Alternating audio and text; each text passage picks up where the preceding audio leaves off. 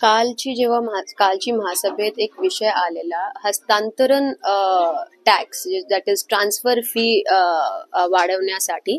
तर मी माझा विरोध दाखवला कालची महासभेत.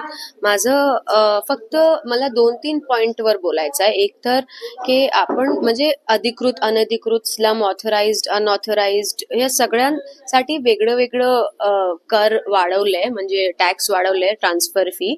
1 square feet to 500 square feet अनधिकृत साठी 1500 आता आहे आणि 4500चा म्हणजे प्रस्ताव कालची महासभेत प्रस्तावित केला होता for residential. And for commercial 3000 existing आहे आणि 9000च्या for 500 square feet 1 to 500 square फीटच्या प्रस्तावित केला. मग तशाच जसं जसं स्क्वेअर फीट वाढतात तशा ट्रान्सफर फी पण वाढवण्याची प्रस्ताव कालची महासभामध्ये ठाणे महानगरपालिकेच्या मार्फत आली होती. तर माझं ह्या विषयावर विरोध होता, कारण म्हणजे जे पद्धतीने वाढवते दॅट इज इनसेन्सिटिव्ह आणि म्हणजे that is double and triple of the existing tax transfer fee that people are giving.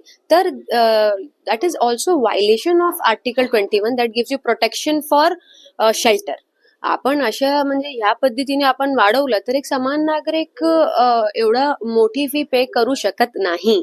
आणि माझं दुसरं एक म्हणणं होतं की एक ठिकाणी आपण अजून एक विषय आहे की पाणीचे जे इंटरेस्ट आहे माफ करण्यासाठी प्रस्ताव केलं होतं. चांगली गोष्टी आहे, पाणीच्या इंटरेस्ट आपण माफ करत आहे, पण एक ठिकाणी आपण लोकांचे भार कमी करतात तर दुसऱ्या ठिकाणी आपण लोकांवर भार टाकतात ना. प्रॉपर्टी टॅक्स वाढून लोकांवर आपण भार टाकतात. मग कान इथून पकडू की तिथून पकडू, लोकांवर तर भार येणारच आहे.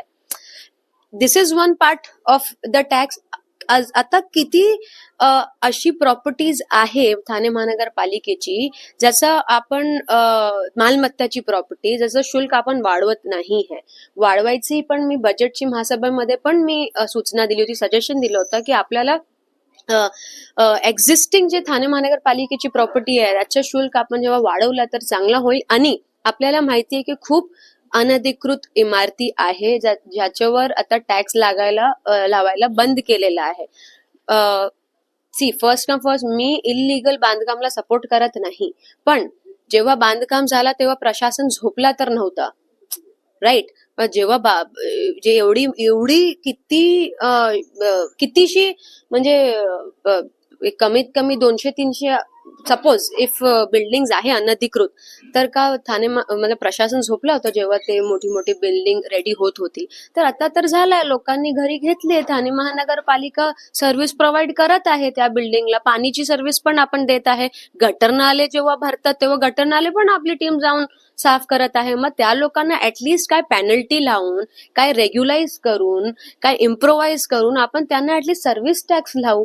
माझी नम्र विनंती आहे माझी नम्र विनंती आहे DCM साहेबांची की please sir look into this matter. At least आपण जेव्हा ह्या सगळे बिल्डिंगला सर्व्हिस टॅक्स तरी लावलं, पेनल्टी लावून काय इम्प्रोवाइज करून काहीतरी आपल्याला मार्ग काढावा लागेल या विषयावर, तर ठाणे महानगरपालिकाचं उत्पादन पण वाढेल आणि या जे गरीब माणसाने घर घेतलेलं आहे त्यांचं पण चांगलं होईल ना. आता लोकांनी तर घर घेतला, त्यांना माहित नव्हतं, आता जाऊन लोकांमध्ये अवेअरनेस आलेली आहे अनधिकृत लीगल इलिगल काय आहे काय नाहीये.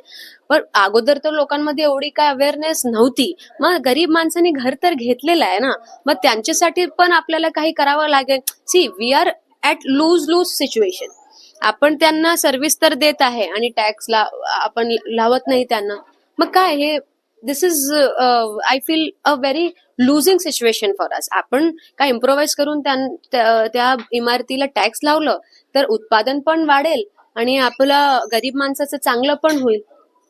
तर माझा विरोध होता कालच्या ह्या टॅक्स वाढवण्याची जी प्रस्ताव दिली ठाणे महानगरपालिकेने, याच्यावर माझं विरोध होता. आणि मीडियाच्या माध्यमातून पण मला रिक्वेस्ट करायचं आहे की DCM सरांची की sir please look into this matter.